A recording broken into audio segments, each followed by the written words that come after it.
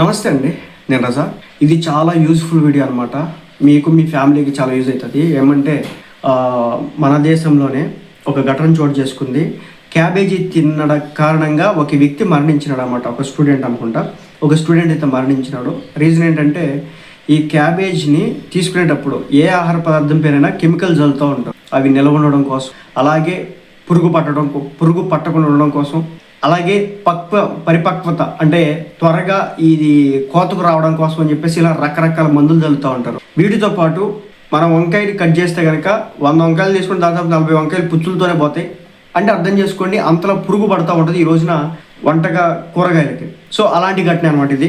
Cabbage తిని ఒక విద్యార్థి మృతి చెందినటువంటి ఘటన భయాందోళనకు ఇప్పుడు గురి చేస్తూ ఉంది. కూరగాయలు ఆకుకూరలను సరిగ్గా కడగకుండా లేదా ఉడకబెట్టకుండా తింటే టేప్ వార్మ్ వంటి పురుగులు శరీరంలోకి చేరతాయని నిపుణులు చెప్తున్నారు. ఈ టేప్ వార్మ్ అంటే కనుక మీరు చూడండి, క్యాబేజీలో ఉండగా మీరు కట్ చేస్తే కనుక కొన్ని సందర్భాల్లో ఆ లీవ్స్ మధ్య, క్యాబేజీ అంటే ఏముండదు, ఉత్త ఆకులే కదా. సో ఆ ఆకుల మధ్య లోన పక్క కొన్ని రకాల పురుగులు ఉంటాయి, తెల్లటి పురుగు. మరి దాన్ని టేప్ వార్మ్ అంటారు అనుకుంటా. సో అది చాలా పెద్దగా కూడా ఉంటుంది అనమాట, చాలా సన్నగా దారంలా ఉంటుంది, పెద్దగా కూడా ఉంటుంది అనమాట.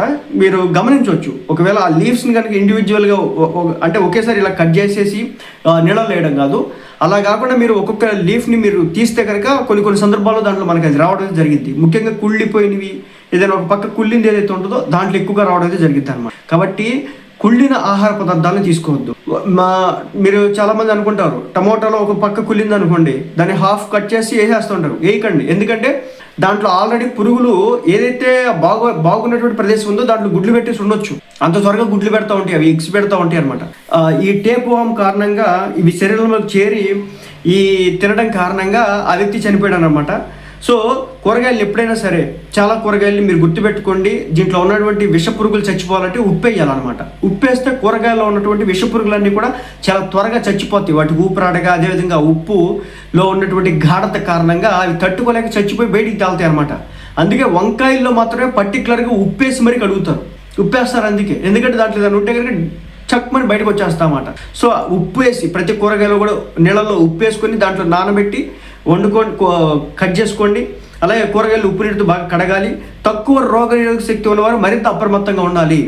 చిన్న నిర్లక్ష్యం చేసినా కూడా ప్రాణాలు పోయేదానికి అవకాశం ఉందైతే అని చెప్పేసి చెప్పడం అయితే జరుగుతుంది. సో విద్యార్థిని అంటే అతనికి సంబంధించిన ఇమ్యూనిటీ పవర్ కొంతమేర తగ్గి ఉండొచ్చు. బేసిక్గా ఈ పురుగు ఏదో చిన్న పురుగు తిన్నంత మాత్రాన ఒక మనిషి చచ్చిపోడు.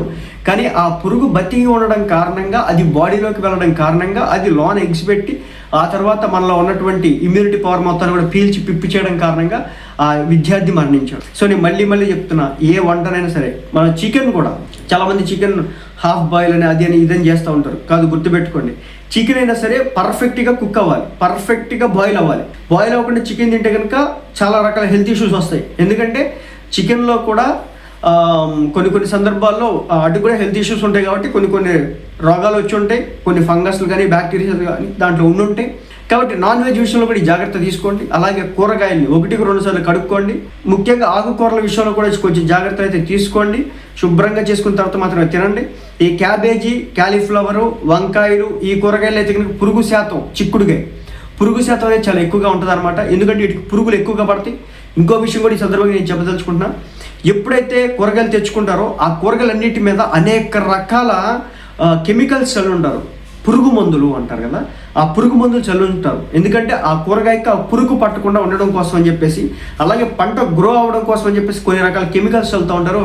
వీటన్నిటి నుంచి మనం బయటపడాలంటే, ఈ కెమికల్ ఫుడ్ నుంచి మనం బయటపడాలంటే ఉప్పు నీళ్ళలో ఇవి వేసి బాగా కడిగిన తర్వాత మాత్రమే వంటలు వండుకోండి. సో ఇది నిజంగా బాధాకరం.